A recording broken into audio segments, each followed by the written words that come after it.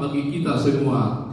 Demikian secara singkat yang dapat kami sampaikan dalam acara talkshow bersama Karseko Sahabat Indonesia. Semoga Tuhan Yang Maha Kuasa senantiasa memberikan kelancaran bagi kita semua dalam upaya peningkatan perlindungan anak secara khusus di Kabupaten Samosir. Tidak lupa saya berpesan agar kita tetap waspada untuk saling menjaga keluarga di lingkungan masing-masing dari segala bentuk ancaman kekerasan terhadap anak. Sekian dan terima kasih. Horas, horas, horas. Selanjutnya kami akan meminta dengan hormat kepada Kak Seto untuk memberikan opening statement sebelum kita akan nanti melanjutkan kepada talk show. Waktu dan tempat kami persilakan.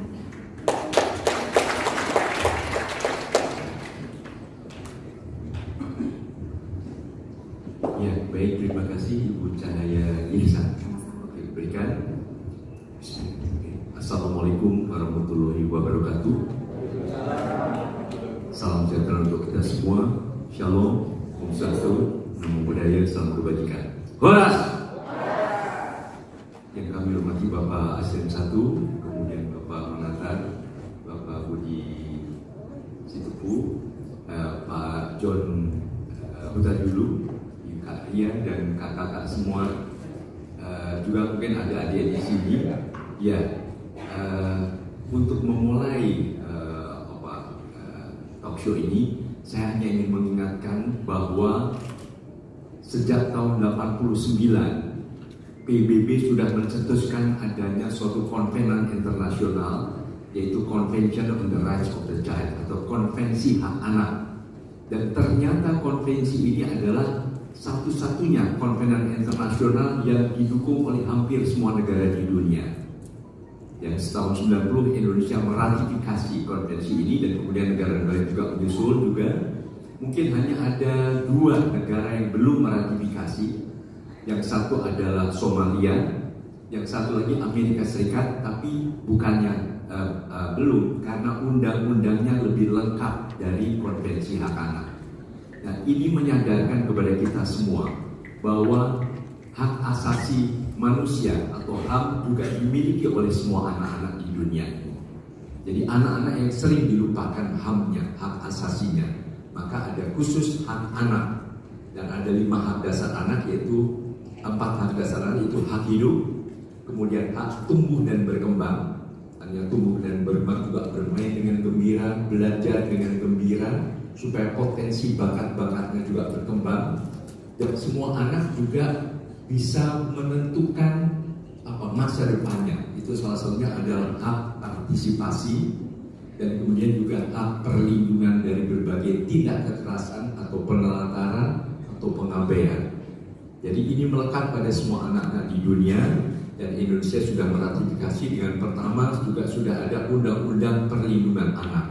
Juga pertama kali juga ada Lembaga Perlindungan Anak Indonesia, itu terbentuk tahun 98. Sebelumnya tahun 97 dibentuk oleh pemerintah. Ketua pertama adalah Menteri Sosial itu. Tapi 98 dengan reformasi diserahkan kepada masyarakat dan kami dengan nama LPAI, lalu supaya populer waktu itu diganti nama menjadi Komnas Perlindungan Anak. Tapi sekarang sudah kembali ke nama lama karena lembaga negaranya adalah KPAI. Itu juga atas dorongan dari LPAI tahun 2002 sebagai lembaga negara. Kami LPAI tetap sebagai LSM, Lembaga Swadaya Masyarakat, dan kantornya di Kementerian Sosial Republik Indonesia karena sejarahnya dimulai dari Menteri Sosial waktu itu. Dan dalam hal ini kami selalu mengingatkan kepada para ayah bunda, para papa mama untuk mulai dari melindungi putra putrinya sendiri. Jadi bukan zamannya lagi dulu, mungkin kita waktu kecil pernah dijewer, pernah dibentak, pernah dipukul. Ya mungkin kita saat itu informasi memang hanya satu. Jadi ya sudah, ikuti orang tua. Sekarang informasi beragam, anak-anak mendengar informasi dari YouTube, dari Google dan sebagainya. Jadi bisa membanding-bandingkan. Jadi sekarang mohon orang tua menjadi bukan hanya sekedar bos atau komandan yang main perintah atau instruksi, tapi juga sebagai sahabat anak. LPAI sudah mencanangkan Gerakan Nasional Sasana Saya Sahabat Anak, mulai dari Presiden Sahabat Anak, Menteri Sahabat Anak. Waktu itu Presiden dan 4 Menteri bermain gembira bersama anak-anak di halaman Istana Merdeka waktu merayakan adanya upaya gerakan nasional ini.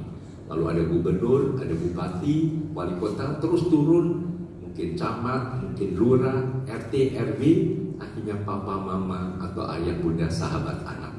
Saya ingin bertanya, apakah ibu dan bapak sekalian siap menjadi sahabat putra-putrinya?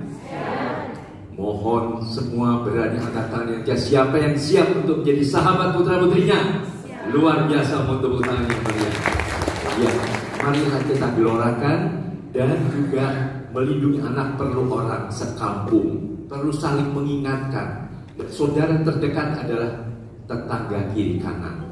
Maka kami juga melancarkan, mulai membentuk seksi perlindungan anak di tingkat RT. Sudah ada 5 kabupaten kota yang bentuk. Pertama adalah Tangsel, Tangerang Selatan. Kedua adalah Kabupaten Banyuwangi. Ketiga adalah Kabupaten Bengkulu Utara. Keempat adalah Kabupaten Bekasi. Dan kelima adalah sebuah kabupaten, mohon maaf saya lupa, di Sulawesi Utara.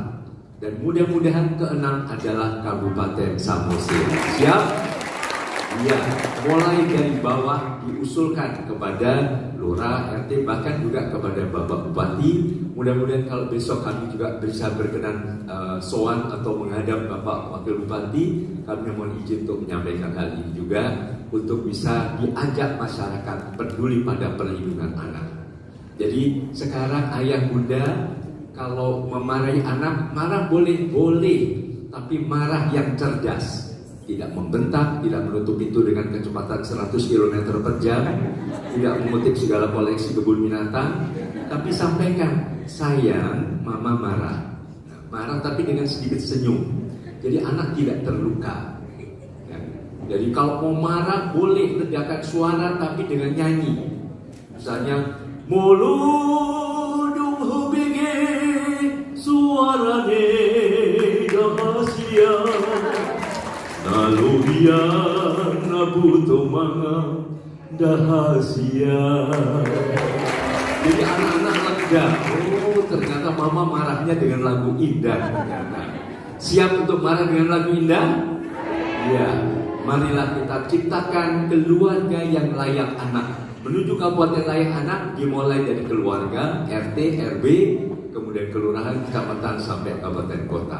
Apakah Samosir sudah dinyatakan layak anak? Dalam proses, mudah-mudahan segera kami akan usulkan juga nanti kepada Ibu Menteri Pemberdayaan Perempuan dan Perlindungan Anak, segera ditandatangani, tapi ciptakan keluarga-keluarga yang layak anak. Siap semua? Baik, terima kasih. Sementara itu, wabillahi taufiq wal hidayah. Wassalamualaikum warahmatullahi wabarakatuh. Om Santi Santi Santi Om Shalom. Boras. Terima kasih. Tepuk tangan dulu buat Kak Seto. Terima kasih kepada Kak Seto. Mungkin lebih senang kalau mengucapkannya sahabat anak Indonesia. Ya, jadi seperti tadi yang sudah disampaikan oleh Kak Seto maupun juga dari pemerintah Kabupaten Samosir, yang kita percaya bahwa kita hadir di sini, kedatangan kita di sini pasti karena komitmen di dalam hati untuk menjadi sahabat anak Indonesia, untuk menjadi sahabat anak-anak kita di rumah. Nah, oleh karena itu Bapak Ibu tadi sudah Kak Seto sudah memberikan opening statement. Nah, saat ini kita bisa langsung membuka talk show berupa tanya jawab. Mungkin kita bertanya-tanya, lalu bagaimana Kak mungkin untuk marah? Mungkin seperti itu ya. Bagaimana cara untuk marah? Atau bagaimana untuk bisa menjadi sahabat buat anak-anak ya? Nah, atau mungkin kalau ada kejadian seperti ini Kak, kemana kita harus datang? Jadi ada mungkin banyak pertanyaan yang sudah disiapkan oleh Bapak Ibu. Saat ini kita akan memulai, tapi mungkin terbatas, tapi tetap kita setiap pertanyaan nanti apabila misalnya waktunya sudah habis, kita akan tetap tampung supaya nanti bisa kita lanjutkan ke Kak Seto dan bisa kita teruskan juga koordinasinya. Seperti itu ya Pak. Ya. Baik, selanjutnya mungkin langsung kita mungkin berikan kesempatan untuk memberikan pertanyaan pertama ke kepada Kak Seto. Bapak Ibu boleh dengan angkat tangan, terus kemudian saya mendatangi dan sebutkan nama, mungkin berasal dari guru atau dari mana, mungkin kemudian berikan pertanyaan. Silakan. Selamat sore Kak Seto, yang terhormat Bupati Samosir yang saat ini diwakili oleh Sistem 1, Pak Mengantar, Pendeta Mengantar sama Bapak Budi di sini. Saya Ria Gurni, pemerhati anak dan perempuan kawasan Danau Toba dan Ketua Kormi Kabupaten Samosir. Pertanyaan saya gabungkan aja Kak Seto.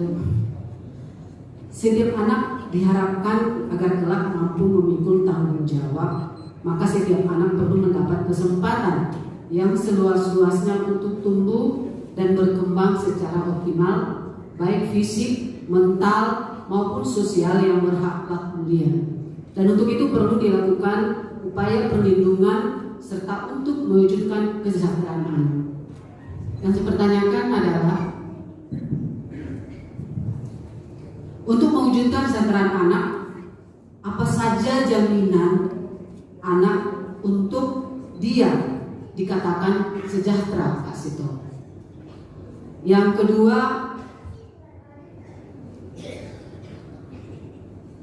alam kehidupan sehari-hari hidup tidak akan sendiri, Pak. Seperti yang Kak Seto katakan, adanya hubungan di antara lingkungan, dari generasi ke generasi, dan orang tua kandung, angkat, asuh, dan lainnya.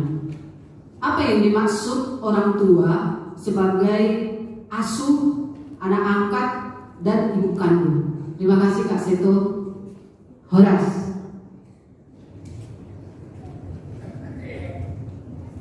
Baik Kak, mungkin bisa langsung silakan dijawab. Iya, baik. Selain saya yang dari LPAI dari Jakarta adalah juga ada Kak Iib. Mohon Kak Iib berdiri. Kak Iib gimana tadi? Kak Iib. Kak Iib adalah Wakil Sekjen. Beliau juga Ketua Lembaga Perlindungan Anak Provinsi Banten. Kemudian juga ada Kak John Butajulu, itu Ketua LPAI di Sumatera Utara. Jadi saya mau nanti berkenan juga menyampaikan melengkapi jawaban saya. Ya, mungkin tadi sebagai anak sejahtera ya, anak sejahtera berarti hak dari 4 hak dasarnya terpenuhi. Artinya hak hidup jelas, terus hidup juga dengan layak, dengan berkualitas. Kemudian juga tumbuh kembang betul-betul optimal menjadi dirinya sendiri. Nah, dalam konteks hak tumbuh kembang ini, kalau dulu memang kadang-kadang orang tua mempunyai ambisi-ambisi, maksudnya mungkin baik, tapi kadang-kadang caranya ada unsur pemaksaan. Misalnya supaya sukses, kamu harus jadi lawyer, kamu harus jadi dokter, kamu harus jadi insinyur, kamu harus jadi apa segala macam begitu. Nah, marilah kita menghargai bahwa mendidik anak, pendidikan anak itu bukan makna pendidikan bukan mengisi air ke dalam gelas, bukan mengisi kepala anak dengan berbagai hafalan supaya pintar, bukan. Tapi makna pendidikan adalah menumbuhkan sesuatu dari dalam, dan potensi-potensi setiap anak juga unik. Artinya dikatakan bahwa anak ini unik, otentik, dan tidak terbandingkan. Ibaratnya orang sukses di dunia itu siapa saja sih bisa misalnya Mozart bisa, tapi Albert Einstein bisa Pablo Picasso, bisa Ronaldo, bisa juga Michael Jackson dan sebagainya. Kalau di Indonesia ada 5 Rudi yang hebat, bisa Rudi Habibie, bisa Rudi Hartono, bisa Rudi Salam, Rudi Khairuddin, atau Rudi Hadi Suwarno. Jadi cerdas di bidangnya masing-masing. Dan anak sejahtera adalah yang betul-betul terpuaskan potensi dirinya. Begitu. Jadi dalam hal ini ibaratnya anak-anak itu aneka warna bunga indah di taman sari keluarga. Ada mawar, ada melati, ada anggrek, ada kenanga, bunga kembang sepatu, dan sebagainya. Kalau ditanya mana yang paling indah, Bu Kasur dulu lagunya kan, mawar, melati, semuanya indah. Jadi semua anak itu hebat di bidangnya masing-masing. Dan caranya apa? Sediakan tanah yang subur, sediakan keluarga yang tadi ramah anak, penuh persahabatan, sehingga mereka akan merekah dengan segala keelokannya masing-masing. Jadi dalam hal ini itulah makna dari sejahtera. Nah, pemahaman sehat itu bisa sehat fisik, bisa sehat psikologis, dan bisa juga sehat sosial. Artinya sosial itu dia juga dengan teman-teman, dengan segala macam bisa bergaul, bisa bersahabat, bisa berorganisasi tanpa banyak konflik atau permusuhan. Dan ini sehat sosial juga dimulai dari dalam keluarga. Sehingga mohon ayah bunda menghargai suara anak. Jadi bukan kamu sini, kamu sini, kamu sini. Kalau perlu biasakan rapat keluarga. Misalnya akhir minggu ngobrol, apakah namanya ngobras, ngobrol bareng asik, atau bisa disebut konferensi meja bunda karena duduk di meja bunda, atau bisa dibilang sidang umum MPR, Majelis Permusyawaratan Rumah. Jadi ngobrol jadi dengar suara anak-anak juga. Kalau ada perbedaan antara ayah dan bunda, kita gelar sidang kabinet terbatas. Jadi ayah bunda juga ada bicara berdua. Jangan ya, mama itu urusan kamu. Papa sibuk cari duit aja kok. Enggak, ayah juga harus mendengar suara anak, harus menjadi idolanya, mungkin juga bagaimana anak belajar. Untuk kalau anak perempuan dengan adanya figur ayah, bagaimana mengenal perilaku lawan jenisnya, supaya nanti waktu berkeluarga juga sudah mengerti, oh kalau pria begini perilaku maskulin, kalau wanita perilaku feminin begini, dibiasa pandai untuk bersosialisasi. Jadi dimulai dari dalam keluarga. Jadi dalam hal ini mungkin dengan cara tadi menciptakan keluarga yang layak anak, ramah anak, ada rapat keluarga atau ngobras. Sehingga kalau apapun disiplin dalam keluarga itu bukan menurut papa atau mama, tapi menurut komitmen bersama. Kadang-kadang mungkin ayah atau papa mama mengatakan, sekarang papa ingin dengar apa yang menurut kalian papa salah atau mama salah. Mungkin boleh pak, boleh. Tapi potong uang saku enggak ya? Enggak. Harus berani jujur.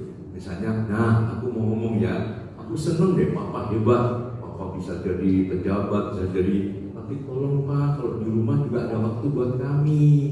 Oh, jadi papa kurang waktu buat kalian. Iya, catat. Baik, papa minta maaf.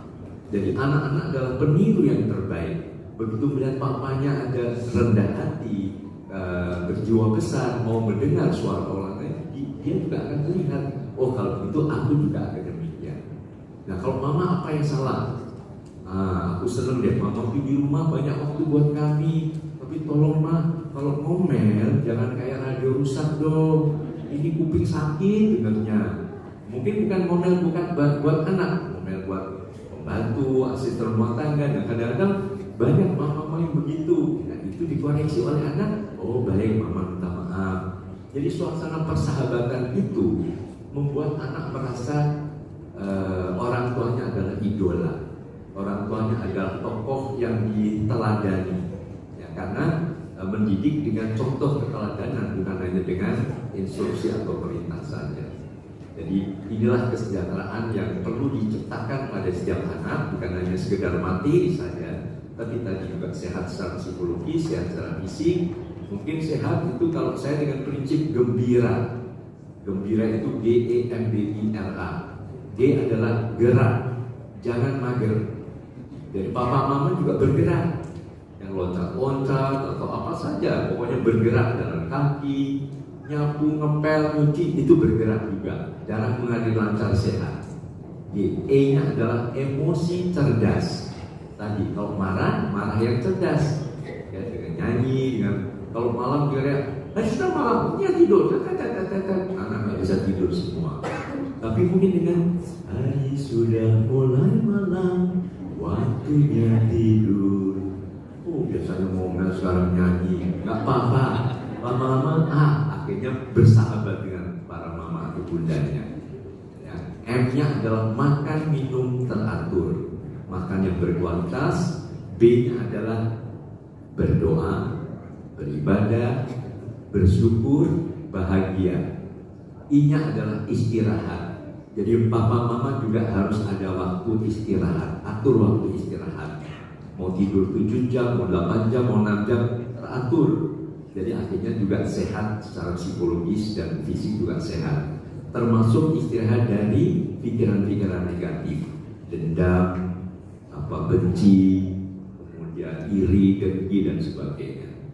R-nya adalah rukun dalam keluarga, ramah kepada anak, rukun dengan teman-teman, dan A-nya adalah tetap aktif berkarya. Itu gembira. Mudah-mudahan dengan gembira, ayah bunda gembira, anak-anak gembira, keluarga bahagia, dan anak jadi lebih sejahtera. Mungkin itu yang bisa saya sampaikan. Nah, mungkin kalau untuk yang kedua tadi masalah Orang tua asuh, ibu ya, asuh. mungkin yang lebih tepat bisa menjelaskan selain ada Kak Iip juga John, kami persilakan untuk melengkapi karena beliau adalah guru saya banyak berguru kepada kedua beliau, jadi silakan Kak Iip dan Kak John untuk melengkapi ini. Terima kasih.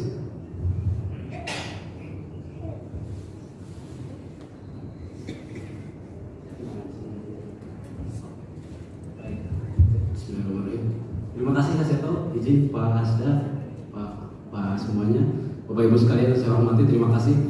Kehormatan bagi saya, terima kasih Kak Seto sudah memberikan waktunya.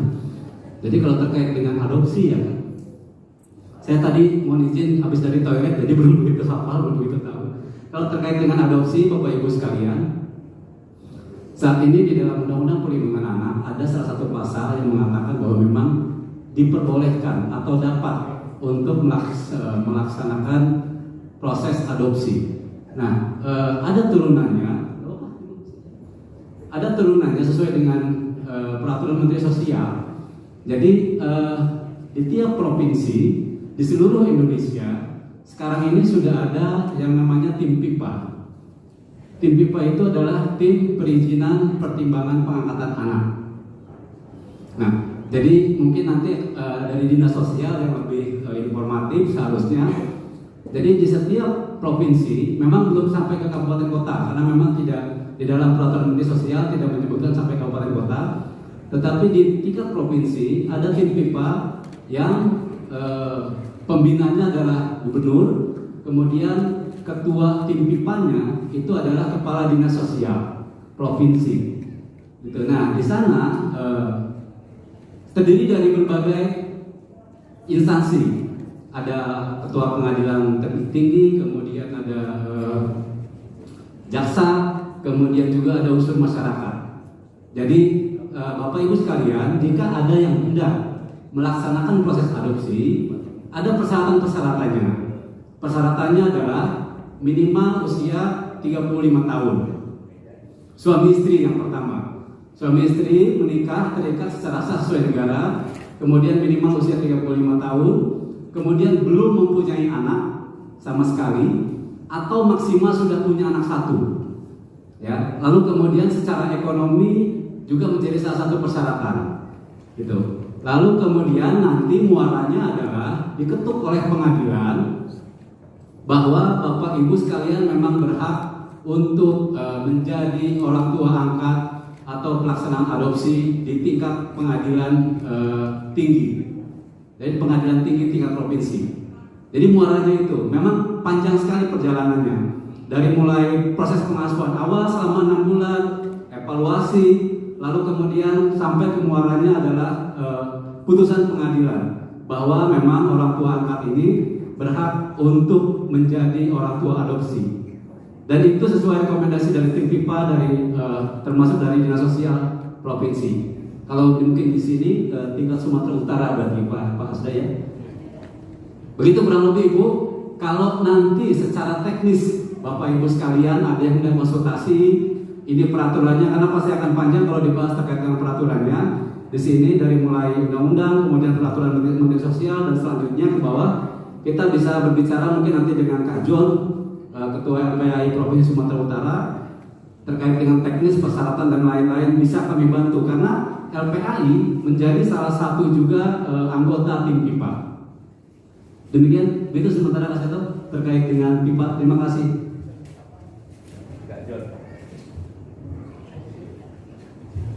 Terima kasih izin Kak Seto. Baik sekali pertanyaannya.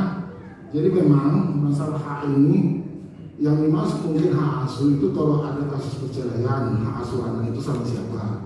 Itu ada diatur dalam undang-undang perkawinan. Ada juga diatur dalam undang-undang perlindungan anak. Tapi sekarang dinas sosial itu mengatur semua hak anak. Jadi kalau bapak ibu mau mengasuh anak juga sudah diberikan wewenang sama dinas sosial, bisa menghubungi pekerja sosial, Peksos. Nah, Peksos ini akan memfasilitasi ke dinas sosial. Biasanya seperti itu bapak ibu aturannya, ya. Nah, hak asuh anak itu bisa dikasih kepada orang tua 1 tahun, bisa diperpanjang hak asuh. Bukan anak kita, anak orang lain kita asuh itu bisa. Jadi kita memang negara meminta semua warga ikut terlibat dalam pengasuhan anak, perlindungan anak. Jadi bukan orang tua, kita semua wajib melindungi anak. Seperti kata Kak Seto, harus satu kampung yang melindungi. Saya pikir itu tambahan dari saya. Terima kasih. Terima kasih Bu. Saya Pendeta Kuasihan, sekaligus juga Ketua Majelis Umat Kristen Indonesia. Tapi Kak Seto, saya ingin berbicara sebagai orang tua. Ya, Kak Seto sebagai yang bergelut di sahabat anak, yang sudah bersahabat dengan anak, kami minta trik karena ada yang kami alami ketidakberdayaan mengekang anak dari HP.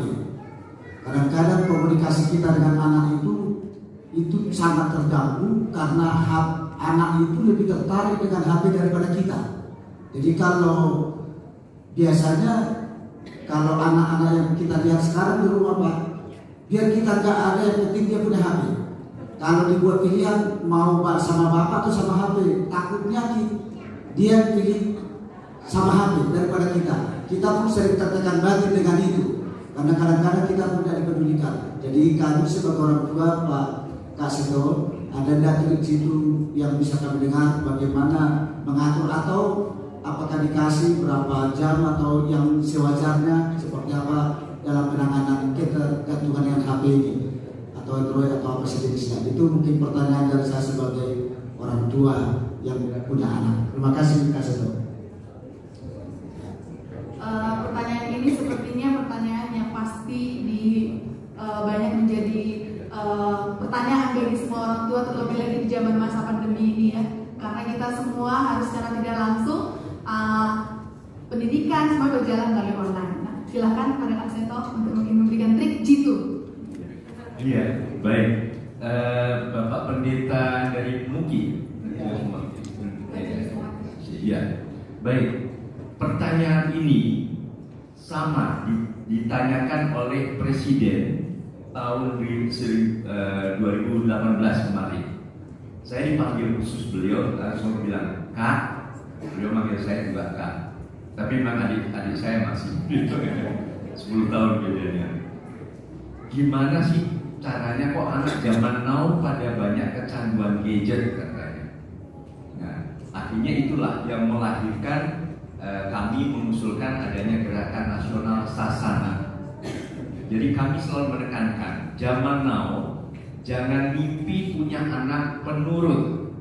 Kita akan frustrasi karena sumber informasi ada di mana-mana. Dia akan berkata, oh kalau begini salah, kalau begini salah dan sebagainya. Tapi mimpi punya anak yang mandiri dan bisa bekerja sama. Jadi di dalam keluarga tumbuhkanlah budaya bekerja sama, yaitu dengan tadi rapat keluarga. Bahwa kita satu tim, satu super tim. Artinya walaupun negara ada presiden nggak bisa semua gue kan. Dan kita sebagai ayah juga nggak boleh semua gue zaman now. Akan ditinggal oleh anak-anak. Kami menjumpai beberapa anak banyak yang kabur dari rumah, ngadu ke LPAI juga. Wah babe gue gini, babe gue ini dan sebagainya. Tapi begitu kami canangkan suatu gerakan persahabatan dalam keluarga, kami juga memberikan semacam training atau pelatihan. Akhirnya orang tua merasa betul bahwa dengan rapat itu keputusan adalah bukan dari ayah atau ibu saja, tapi keputusan bersama. Ya, salah satu yang dibicarakan memang cari hari yang santai, yang tidak lagi emosi, lebih banyak masalah dan sebagainya. Termasuk yuk kita tentukan. Ternyata para ahli mengatakan, para ahli kesehatan mata, untuk anak TK ke bawah itu maksimal melihat ini adalah 1 jam. Kemudian untuk anak SD adalah 1,5 jam, untuk anak remaja maksimal 2 jam. Jadi ini dibicarakan, sumbernya ditunjukkan di katanya begini ya, bukan sebagai perintah dan sebagainya. Jadi anak merasa dilakukan sebagai teman, bukan sebagai disuruh dan sebagainya. Itu akan sekarang akan mudah terjadi perlawanan. Jadi akhirnya merasa begitu, oke, ternyata begini. Nah yuk gimana caranya supaya kita tidak tergantung pada gadget. Kalau perlu juga jadi orang tua harus kreatif, bikin misalnya gambar-gambar atau apa, mungkin dongeng kalau masih kecil, atau lagu. Misalnya bikin lagu, gadget ada manfaatnya, tapi juga bisa bahaya. Ayo adik bermain gadget dengan cerdas dan bijaksana. Jadi ternyata bermain gadget iya, tapi dengan cerdas dan bijaksana. Oleh cerdas juga kesehatan mata kita lebih mahal daripada ketergantungan pada gadget tadi. Ketergantungan gadget juga merusak mata, merusak kadang-kadang kekompakan keluarga dan sebagainya. Nah, salah satunya yaitu kami ajak Pak Jokowi dan para menteri membudayakan permainan tradisional. Mungkin kalau di Google masih bisa dilihat foto-foto beliau main engklek. Di sini ada nggak engklek ya? Yang lompat-lompat satu, mohon maaf yang itu ya, satu.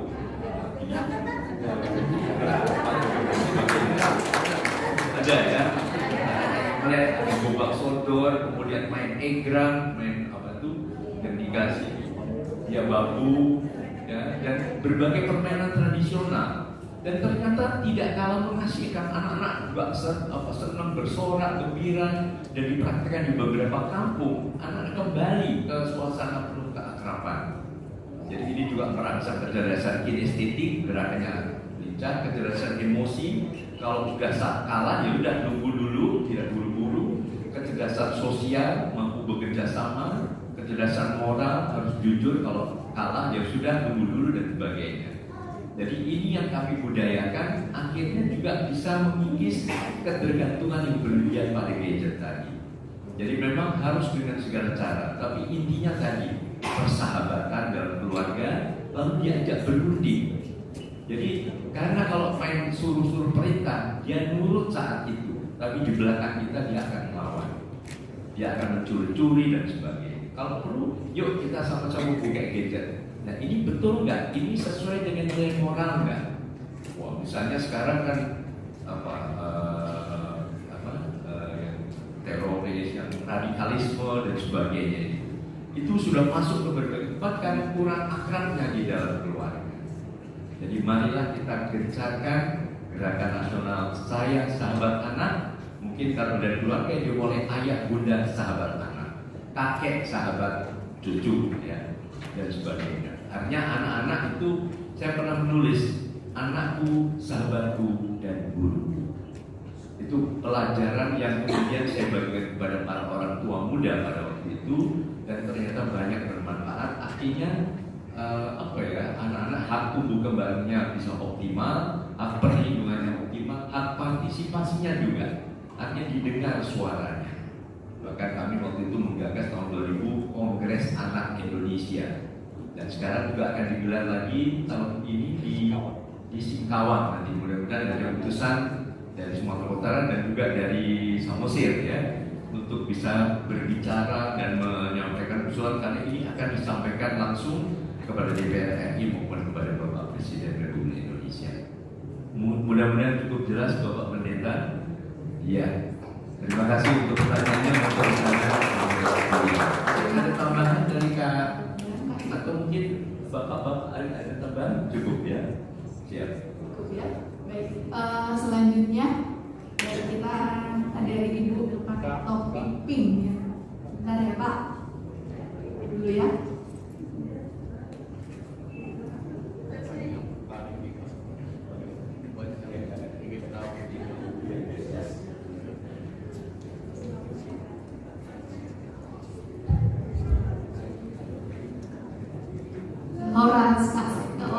Salam bertemu Kak Seto. 2 tahun pernah saya ikuti lomba senyum tapi nggak pernah menang Kak Seto. Ya, nama saya Mirna Malau. Saya ini guru SD Pak, Kak Seto. Nah, yang mau saya tanya seperti ini Kak. Sekarang kan anak-anak sekolah ini kan nggak bisa dihukum ya. Jadi orang tua sering datang ke sekolah. Katanya gini, aduh anak-anak kami nakal sekali, kayak mana dibikin di sekolah Bu, katanya. Nah akhirnya kami buat rapat dengan orang tua. Orang tua bilang gini, Bapak Ibu, kalau anak-anak kami itu dihukum aja lah biar ada perubahan, katanya. Jadi saya mohon pencerahan Kak Seto, bagaimana mengantisipasi seperti ini. Terima kasih Kak Seto atas nanti pendapatnya. Terima kasih.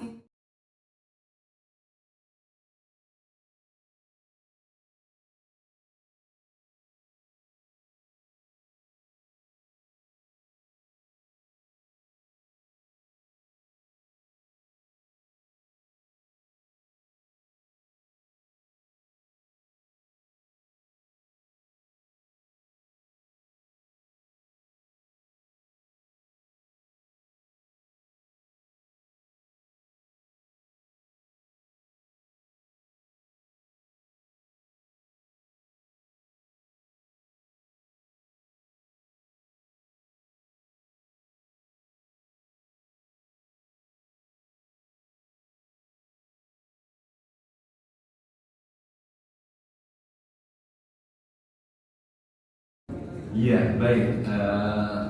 Sudah dikonsep. Pertanyaan pertama tadi. Pertanyaan pertama tadi dari Hukuman ya. Ya. Ya. Ya. Di dalam ilmu psikologi itu berlaku prinsip reward and punishment, hukuman dan hadiah atau ganjaran. Jadi suatu perilaku terbentuk melalui 2 prinsip itu.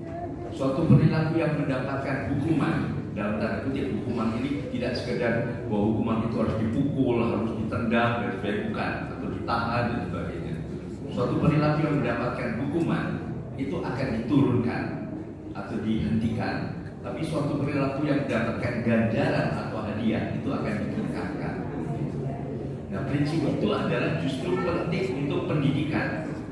Nah, di dalam hal ini sekarang masalahnya apa bentuk hukuman dan apa bentuk hadiah. Apa hukuman berarti harus dikurung di kamar, harus ditempeleng, lalu hadiah itu harus dibeli handphone dan sebagainya? Tidak. Tapi hukuman sesuatu yang memang betul-betul bisa menurunkan perilaku itu untuk bisa terulang kembali. Caranya adalah justru dengan berdiskusi atau rapat keluarga tadi. Di dalam rapat keluarga, setelah kita menjelaskan mengenai apa bahayanya menatap handphone berjam-jam melebihi jam yang ditentukan, maka artinya oke, sekarang kita bikin komitmen. Kalau sampai ini dilanggar, misalnya buka handphone jam berapa saja, nggak bisa bangun tidur langsung buka handphone misalnya. Oke, misalnya ya kalau harus ibadah atau mungkin harus olahraga atau harus cepat mandi, persiapan ke sekolah dan sebagainya, ya itu dulu dilakukan. Lalu jam berapa kosongnya, itu bisa dirundingkan. Jam sekian sampai jam sekian, ya. Misalnya hanya 10 menit, 15 menit dan sebagainya. Selebihnya apa? Kita juga atur misalnya dengan berdiskusi, dengan apa misalnya menyelesaikan PR yang belum selesai atau apa saja, membantu ibu menyapu, membersihkan apa tempat tidurnya sendiri dan sebagainya. Itu diatur dengan sistematika yang jelas sehingga anak mengikuti itu. Lalu kalau ada ide, kalau ini dilanggar apa sanksinya, apa hukumannya, apa saya bicarakan kemudian menurut kamu apa? Ya sudah, kalau begitu misalnya nanti hari apa minggu mau jalan-jalan naik perahu di danau misalnya itu sudah kita dibatalkan gimana? Oke dan sebagainya. Jadi hukuman pun dirundingkan. Jadi begitu nanti anak melakukan pelanggaran dan kemudian kena sanksi atau hukuman tadi, bukan karena dendam atau sakit hatinya orang tua, tapi karena komitmen yang sudah disusun bersama. Maka inilah tadi kemandirian dan kemampuan bekerja sama mulai dilatih sejak usia dini. Nah, hadiahnya apa? Oke, kalau ini semua dijalankan secara teratur, dinilai setiap hari sesuai dengan komitmen, tidak membuka handphone pada jam-jam yang sebenarnya tidak selayaknya, maka dapat bintang. Nah, kalau sudah bintang sampai 7 misalnya, hadiahnya apa? Nah, selain itu mungkin kita akan memakan di suatu tempat yang jadi favorit anak, atau mungkin dapat satu alat sekolah yang selama ini diimpikan, atau apapun juga. Tapi hadiahnya itu pun dibicarakan bersama. Jadi anak mandiri untuk menyusun disiplin dan juga kebiasaan-kebiasaannya sendiri. Jadi itu prinsip hukuman sejauh itu maka itu bisa dibenarkan. Tapi hukuman itu berdasarkan dendam orang tua, sakit hati atau emosi orang tua, maka itu sama sekali tidak disarankan. Karena tidak akan mendidik anak dan membuat anak semakin benci atau akhirnya jauh dari orang tuanya. Mungkin itu yang bisa saya sampaikan. Dan kemudian yang kedua, untuk bisa mendampingi anak, ya pendampingan, nah, prinsip dari pendampingan, prinsip dari bagaimana treatment psikologis atau apapun juga itu adalah membangkitkan kembali rasa percaya diri anak. Bahwa apapun, misalnya dia sudah melakukan kesalahan, apakah tadi anak berhadapan dengan hukum, misalnya sebagai pelaku atau mungkin juga sebagai korban. Intinya adalah bangkit kembali, ada suatu resiliensi, daya penting, daya tangguh kembali bahwa kamu adalah anak yang hebat, itu ditumbuhkan kembali. Nah, salah satu caranya adalah menemukan keunikan setiap anak. Jadi anak hebat itu bukan hanya pintar matematika atau biologi atau fisika saja, tapi yang pintar nyanyi hebat, yang pintar nari hebat, yang pintar gambar hebat. Jadi apapun juga, mungkin yang cerewet, yang kritis hebat, siapa tahu jadi presenter.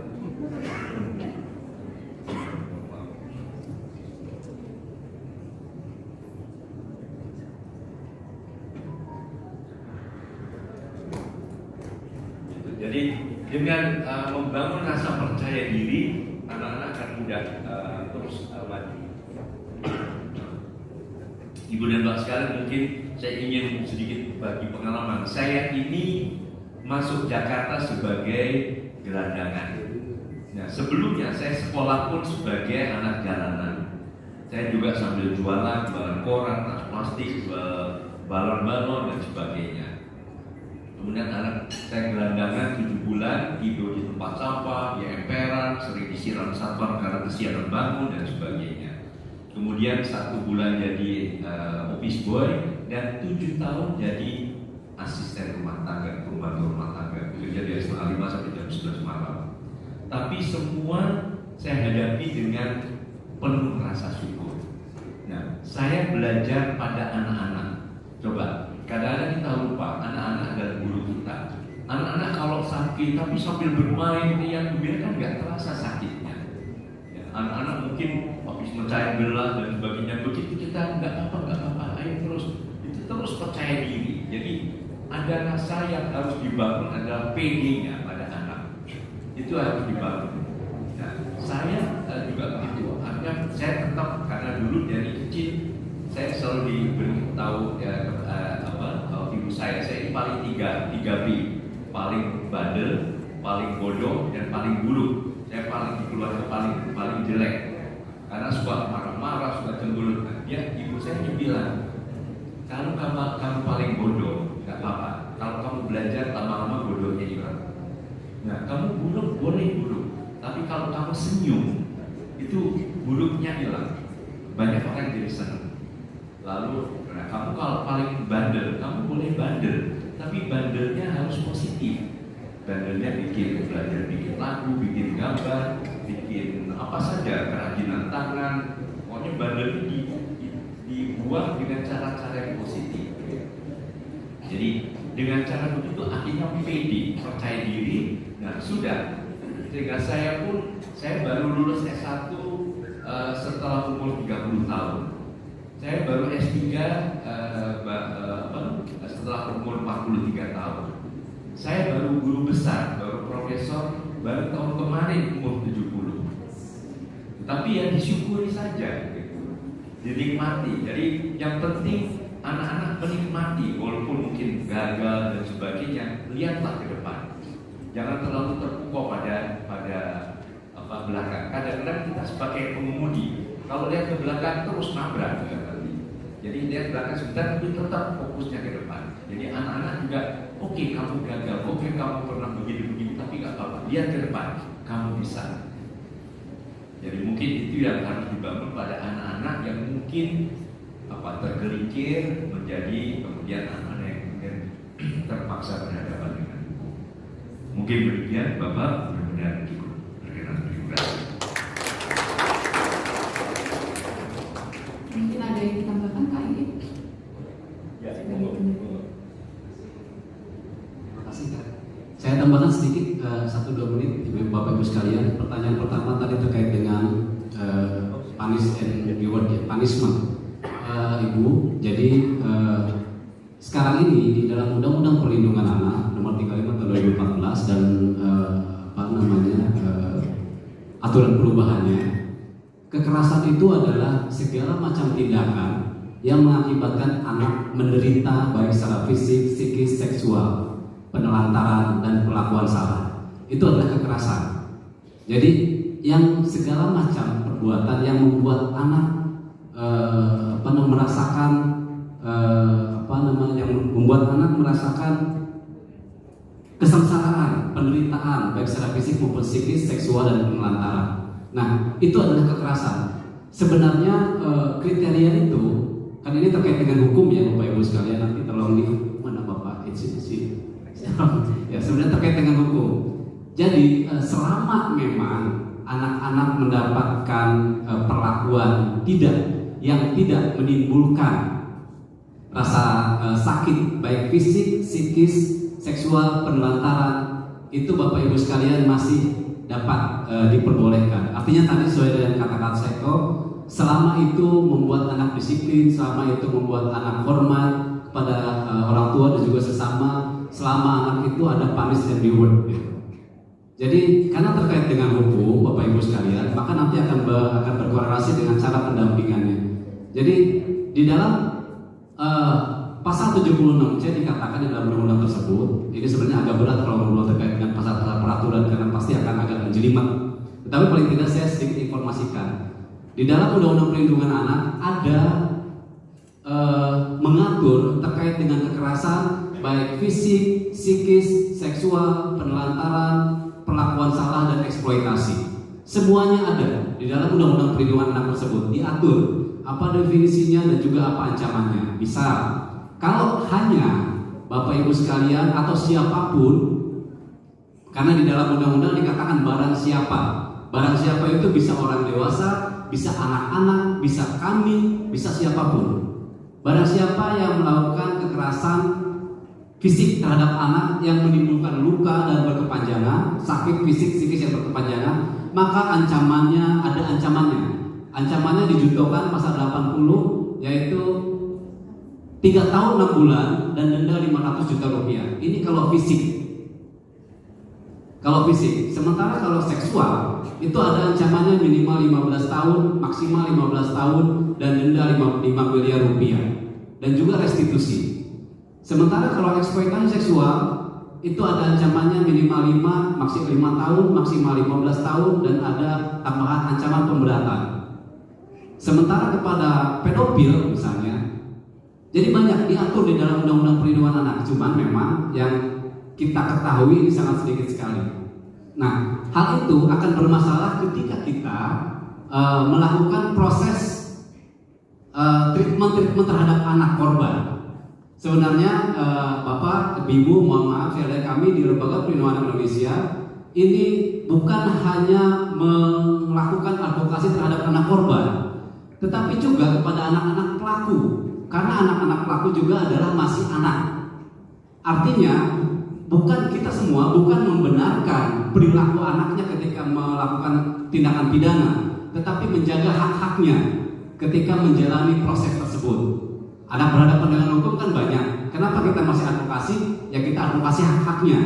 Misalnya ketika si anak, ya misalnya ini ketika si anak tawuran di bawah 18 tahun, ketika si anak melakukan pencurian misalnya, kemudian dihadapkan kepada kepolisian, maka ini yang dijaga adalah haknya, hak untuk didampingi, hak untuk sesuai dengan Undang-Undang Sistem Peradilan Pidana Anak nomor 11 tahun 2012, kemudian hak untuk tetap belajar, hak untuk tetap mendapatkan kasih sayang, hak istirahat dan sebagainya. Hak-haknya yang dijaga. Jadi tentu korban yang utama, tetapi juga anak sebagai pelaku juga tidak bisa ditinggalkan. Demikian ya Kak Seto ya. Nah, bagaimana caranya ketika kita melakukan treatment terhadap anak korban khususnya? Ini menjadi permasalahan yang memang serius di Indonesia di berbagai daerah, termasuk juga di Samosir, karena kami juga kesini salah satu misinya adalah dalam rangka mengadvokasi kondisi tersebut, begitu ya. Nah, yang paling utama bagi seorang anak korban adalah bagaimana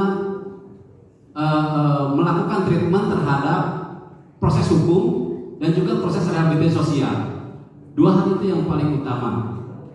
Kalau tadi kata Kak Seto sebutkan dalam rangka treatment terhadap anak, mengembalikan anak kembali kepada kondisi semula, itu adalah proses rehabilitasi sosial. Kita juga jangan lupakan terkait dengan proses hukumnya. Itu tadi memang harus spesialisasi terkait hukum-hukumnya ya. Ada undang-undang, ada peraturan dan sebagainya. Gitu. Nah, dua hal itu, proses hukum dan proses rehabilitasi sosial. Prosesnya panjang sekali. Ya, advokasinya dari mulai bagaimana anak ini kita lakukan treatment psikis, kemudian juga visum dan lain sebagainya sesuai dengan kepolisian, sesuai dengan yang diatur oleh penyidik kepolisian. Tetapi juga bukan hanya di situ masalahnya kakak. Masalahnya adalah ketika kita sudah terkait dengan pihak yang lain, dalam hal ini aparatur penegak hukum misalnya. Yang sorry itu saya misalnya boleh dikatakan bahwa di beberapa atau di berbagai daerah banyak juga teman-teman kita di penyidik yang memang belum mempunyai, belum berpikir prinsip kepentingan terbaik untuk anak. Bagaimana di kantor PPA misalnya, UPPA Unit Perlindungan Perempuan dan Anak di Polres tingkat kabupaten atau kota, itu proses penyidikannya sangat tidak ramah anak. Ketika anak di BAP misalnya, di sana asap rokok berseliweran, di sana si penyidiknya memakai pakaian lengkap kepolisian, di sana kondisinya lah, gitu. Nah ini sangat tidak bagus bagi anak. Itu yang makanya kami selalu advokasi ke pemerintah, ke Mabes Polri khususnya. Ayo tolong Pak Kapolri dan juga Pak Kabar Reskrim agar merubah banyak, sudah banyak berubah, tetapi masih juga sedemikian banyak di daerah-daerah di kabupaten kota yang memang belum layak anak. Ketika proses penyelidikan, penuntutan di persidangan juga masih banyak yang belum ramah anak. Tetapi ini menjadi satu tantangan buat kita kakak khususnya para pendamping anak. Mudah-mudahan tetap sabar dan mengetahui prosesnya yang paling utama dan juga terkait dengan peraturannya. Jika nanti ada kami diberikan kesempatan untuk berkomunikasi, kami sangat terbuka di LPAI, ada Kak Jo juga sangat terbuka untuk sama-sama kita berkonsultasi terkait dengan proses hukumnya, pasal per pasal dan lain sebagainya, ancaman pidananya dan lain-lain. Demikian Ibu dan Kakak tadi yang bertanya, saya tambahkan dari Kak Seto. Terima kasih. Bagaimana peran-peran apa yang telah dilakukan oleh Kabupaten untuk saat ini dalam peran melindungi anak di Kabupaten anak? Baik, terima kasih izin Pak Seto. Dari kita pemerintah Kabupaten Samosir melalui Dinas Pemberdayaan Perempuan Anak sudah banyak kita melakukan sosialisasi ke setiap desa, baik itu melalui kelompok-kelompok bina keluarga kita, bina keluarga remaja, baik di dalam dik remaja Pak, sudah banyak kita lakukan. Dan pemerintah Kabupaten Samosir membentuk Satgas PPA di setiap desa, dan kita dari PPA untuk melakukan penyuluhan di setiap momen-momen yang ada, misalnya di acara-acara anak dan yang dari pendampingan, karena kita bekerjasama dengan unit PPA Samosir. Jadi kita sudah banyak melakukan pendampingan kepada korban anak, korban perempuan dan pelaku. Kita pendampingannya lalu seperti yang dikatakan Kak Seto tadi. Kegiatan di sore hari ini.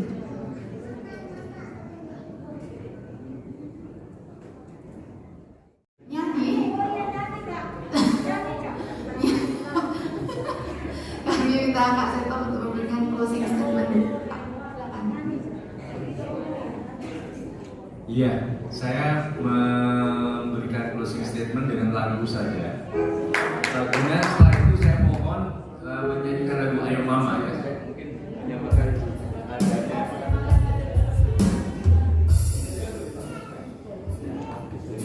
Ayo mama, mama jangan marah beta.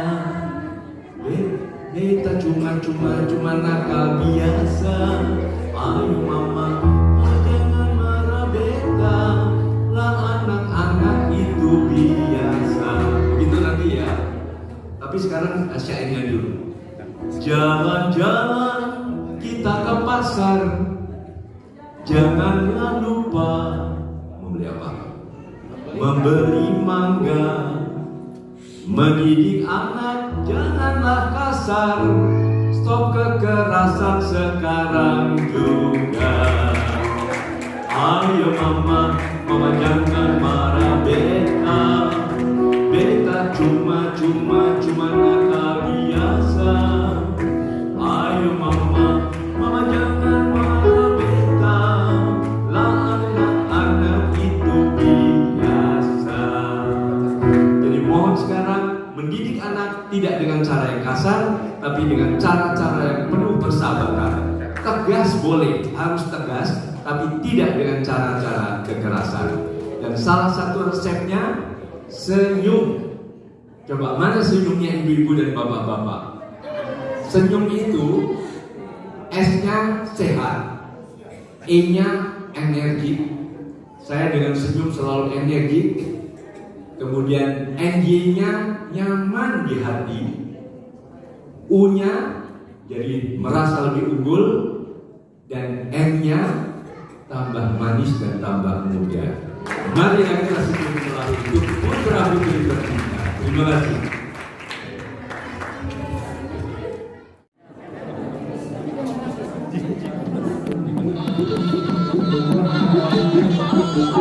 Thank